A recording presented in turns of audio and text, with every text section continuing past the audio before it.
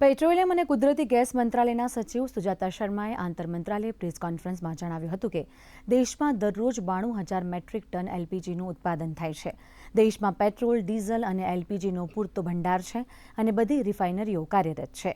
બંદરો, શિપિંગ અને જળમાર્ગ મંત્રાલયના ડિરેક્ટર ઉપેશ કુમાર શર્માએ જણાવ્યું હતું કે વાણિજ્યિક જહાજ નિસોસ કેરોસ હોર્મુઝની સમુદ્ર ધુનીમાંથી સુરક્ષિત રીતે પસાર થઈ રહ્યું છે અને 3 જૂન સુધીમાં વિશાખાપટ્ટનમ પહોંચવાની અપેક્ષા છે।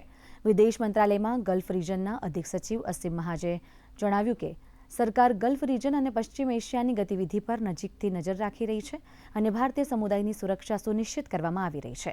જો કે મંત્રાલય દ્વારા ભારતીયોને ઈરાન ન જવાની સલાહ પણ આપી છે। अगर आंकड़ा मैं आपको बताऊं तो लगभग 150 जिले ऐसे हैं जहां पर पेट्रोल में 30% से ज़्यादा की ग्रोथ देखी जा रही है और लगभग 14 ऐसे जिले हैं जहां पर पेट्रोल में 100% से ज़्यादा ग्रोथ है। इसी तरह डीजल के संबंध में 156 जिले ऐसे हैं जहां पर 30% से ज़्यादा ग्रोथ है और 6 जिलों में लगभग 100% से ज़्यादा ग्रोथ है। प्राइवेट ऑयल मार्केटिंग कंपनी की सेल में लगभग 38% की गिरावट है डीजल के संबंध में मैं बता रही हूँ।